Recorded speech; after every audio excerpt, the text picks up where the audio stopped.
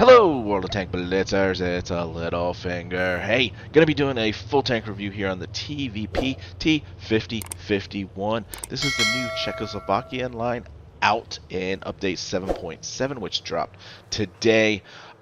About this tank, well, it's very unique in the sense that it's got a 4-shell auto loader, 21 and a half seconds to get that thing fully loaded, but you're doing 310 alpha with a 2-second intra shell reload time, meaning in 6 seconds you can do 1200 damage. But there's a lot of negative about this tank, and we'll get into this as we go through this review. But I wanted to push this out pretty quickly just so that you could determine whether or not this was a line that you wanted to grind. So here we go. Here is the line that just came out, starting with tier 6. It's medium all the way. T25, I'm sure you've recognized that from the premium variant. You've got a T34-100, the VTU, and the T50, and then the T50-51. So I can't really talk to the playstyle leading up to this tank because, I did use my free EXP to get here. So while we're sitting in the garage, let's just run through the consumables. I've got repair kit, multi-purpose, and engine power boost. Goulash, love it. Improved fuel, and fried cheese. And to me, if I had to choose, it'd be one of these two here. Either give yourself a little bit of speed boost. For me, the fried cheese helps in several different ways, so that's why I went with that. 31, 13, and 4, making sure you're buying your premium with credits. And then to the all-important equipment, calibrated shells. So I've run into a little bit of a problem penning tanks that I just think I should. AMX heavy, tier 10. Should be able to pen the side cheeks of that fairly easily, bouncing it quite a bit, even with the calibrated. So, one of the things I'm still struggling 10 games in on this tank is still to learn how and what ammo I need to be shooting. Defense system, improved optics, enhanced gun lane drive. You're going to be moving and shooting on the move on this tank. That's how you have to play it. Improved assembly. The armor is trash. There's no point enhancing that armor. So improved assembly, engine accelerator, vertical stabilizer, again, shooting on the move, enhanced tracks, and consumable delivery system. Alright guys, so we're going to jump into Armor Inspector real quick. Not a lot to talk about, but you do not have much armor on this tank. Think Leopard. It is just thinly armored all the way around. We're talking 75 mil on the front, effective of 143. I mean, that's horrible. 40 on the sides. 30 on the back. I mean, even the turret isn't much better. This is an HE magnet, and I learned that the hard way. Didn't really research the stats too much on it before I jumped into battle, to be honest with you. And so you can see there's not a lot really that you can do here to hide any part of this tank. So you've got to play it very, very carefully. 8 degrees of gun depression, and really I think the best way is to compare this to the other tanks at this tier. So here we have a blitzstars.com using the tank compare section, and right off the bat, look at all of this green to the right of this tank, meaning every other tank that I've lined up here, Leopard 1, STB, Progetto, Object 140, 62A, E50M, statistically they're all better than this tank. And so this is why, I wanted to get this review out there, because I'm not so sure if this is a first line of mediums that you would consider wanting to grind down. I mean, I think this is more of an advanced line. Save this for later. Yeah, it is appealing to be able to drop that 1200 splash, not splash damage, but burst damage in such a short amount of time. But the playstyle on this, because of these numbers, look, if you run into any other medium on the battlefield, they're going to be out DPMing you by 14 to 30%. And that's huge. The reload on this tank is forever. Like I said, 310, 240 pen. It's it's not even the best pen out there. we get down into aim time. Even these other mediums have better aim time, 0.317 on dispersion, 8 degrees of gun depression. It fits right in the middle, so you don't have to worry so much about that. It does have a nice 60 kilometer per hour top speed, which, like I said, fits in there, with the E50M and the Leo.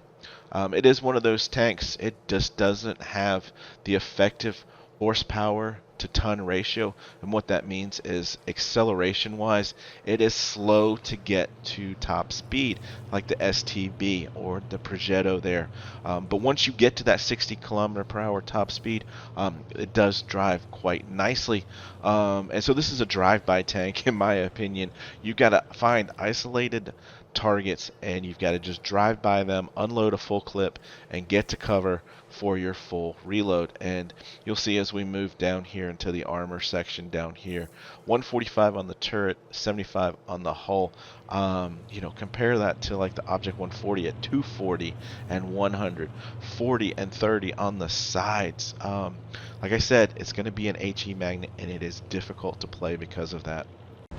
Alright guys, with only 10 games under my belt in this tank, I am certainly by no means an expert in it, but I did get a good flavor for what's good and what's bad about this tank as we take 1478 damage there, as we lose almost 1500 hit points there, and yeah, we're trying to perma-track this Jagdpanzer, lagging a little bit, delayed in accelerating, and taking 960 there.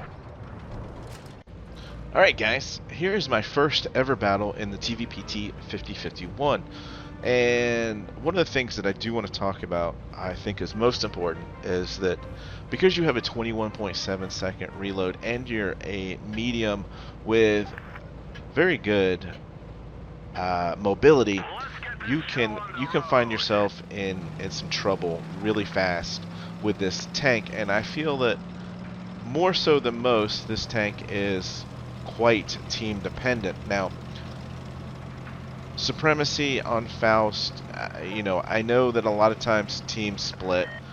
This was probably my fault here because, as you can see, I've only got the E50 with me. And we're coming up to A and getting some spots in, right? You see there the 8 degrees of gun depression. Fairly accurate gun. I mean, it's not as accurate as the Leo, but you can pull off some shots like that in it. Alright, so the E50 is getting shot. We're getting pushed now by the Progetto. We have now emptied a full clip and we've got 21 seconds of a reload time, and as you can see, they are pushing us hard. We've got tanks everywhere. And instead of coming towards us after noticing that you've got at least four enemy tanks over here, our team decides to push into D. And, obviously you can't change how other people play the game as we unload our second clip and get taken out. But I do think a lot of that was on me. I should have just turned around, gotten out of there as soon as I saw that I did not have any team support. But we'll go ahead and end this game, and you'll see that we still did 2236 in damage, 22,000 credits. We just did not have a strong team, and this was my support down here in the E50M. And now moving on to a second game, same spawn, on Faust, and we'll see if things are a little bit different when you have more team support, right? So I only had one person following me to A last time, and maybe I didn't learn my lesson, I don't know. But again, I feel like in Supremacy, more times than not, teams are going to split, especially on this map where the C and D cap are so close to spawn. Most of the heavies tend to go there initially, but looking at the mini-map now, I've got 4 tanks behind me, 2 TDs and 2 mediums, and we're going to get in that same spot here and play it very cautiously. I don't want to waste any shots. It's critical with this gun not to waste shots, just because of that 21.2 full clip reload. But as you can see now on the mini map, 2 of our guys have gone around to the other side of this missile silo, or whatever you want to call it. They're not giving me support. I only have this TD with me, and he's going to blow all of his shots. I'm going to try differently now to run for cover, thinking this K91 certainly has to be coming to help me out. Crap, I've got a TVP chasing me. K91, where are you going? I've just brought the tanks down to you. I'm still on my long reload. And yeah, it's painful. This 21 seconds is very painful when you are getting engaged. Imagine, you know, this is another Object 140 or T62 or Leopard or something. And again, taking out one of the first few tanks. Again, 2200 damage. And let's finish this off with these new sounds. Top on the team and damage. So again, team dependent. I'm not sure if there's much I could have done in either of those situations to play it a little any differently. But now I want to get into what I think is more of the appropriate play style for this tank. And you need the bigger maps. You need to be able to run around, not stop, unload your clip, get to safety, and repeat. Quite simply, it's a drive-by shooter. I think I've said that before. I don't see any other way really of playing it. You know, at least with like a tank like the Progetto with the active auto reloading system, you can play one shot at a time if you absolutely have to. This tank, you can't do that. And because it's 4 shells and it's so long, it's a huge commitment to go ahead and decide with 2 shells left that you're gonna force a reload or something like that. So again, I am trying not to rush myself into a bad situation. And once I see a tank or 2 isolated together, what I'm gonna do is I am going to basically trade shots, right? This is what we're doing. We're hoping that we only get shot once, but can get 3 or 4 off, because 2 seconds per shot, I mean, that's just gold right there. You know, you're at 1300 damage now, and just done a drive-by, clipped out a tank, and now you're back into safety for the reload. And I can't stress this enough, the tank does not accelerate like a Leopard, but yet it has the armor of a Leopard. So it is a little bit more challenging, I think, in that regard. So we've got the TVP here engaged. Probably could load up some HE. There we go, 463 on the backside of this tank, because we know this tank does not have any armor. And so here it is, decision. The Leopard's taken out. I'm just going to force a reload, and as these guys are circling around the plane, I'm going to do the same to keep from getting shot, right? 4-on-3, still a fairly close match. T57's calling for help. I'm still on my reload. And here we go. This is what we want to do, is just get these clips into this tank. Try, if at all possible, to find a place that offers a little bit of cover. Obviously, he's not going to cross over here because of that T57 now in the open if he crosses. So I can sit here and reload once I'm close enough to having finished my reload here, because I want to get the kill.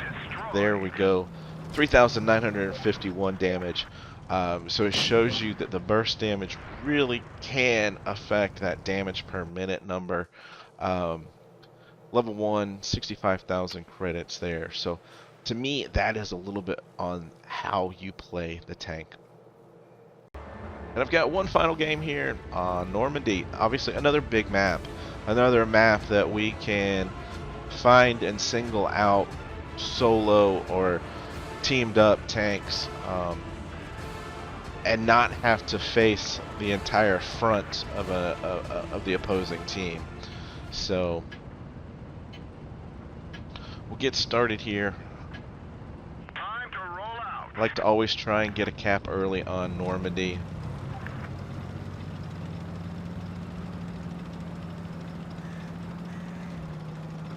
As I said earlier, if you skipped over this section on the power to weight ratio, you know, it's nowhere near as strong as the Leopard. So even though you don't have a lot of armor on it, it doesn't accelerate quite as well as the Leopard, which, you know, with a tank like this with no armor, you really need to be able to peek-a-boom, and its inability there to do that because of its slower acceleration.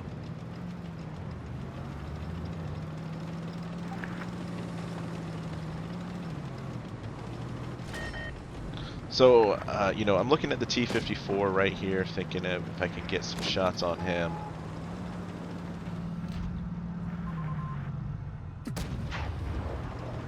And we missed the first one and bounced the second. So he's sitting at 945, right in line with, you know, what I should be able to do to finish him off. So I'm thinking I can get in here, 3 nice shots, we'll finish him off. Whoops. We've left him with 9 hit points. Should I run away? No. I think our only option here is to try to love tap him for the kill, because I just had way too long and no support behind me.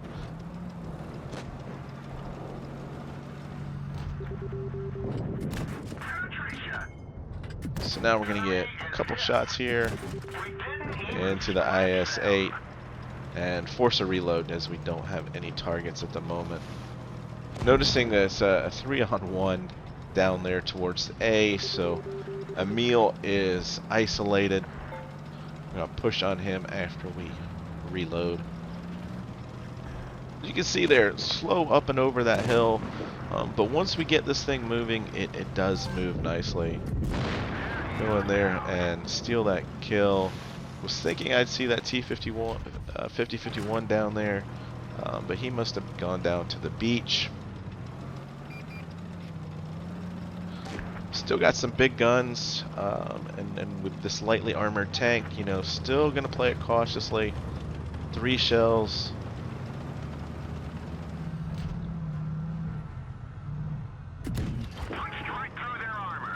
Interesting new sounds. What do you guys think about the new sounds?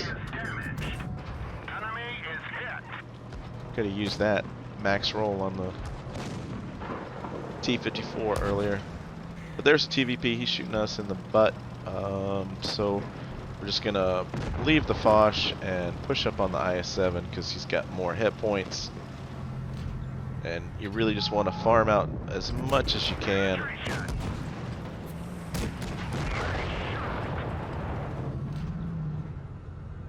And not quite able to finish off the T50 there. We do chase him down. I'll go ahead and skip on over it. But there you go, 3708 in damage.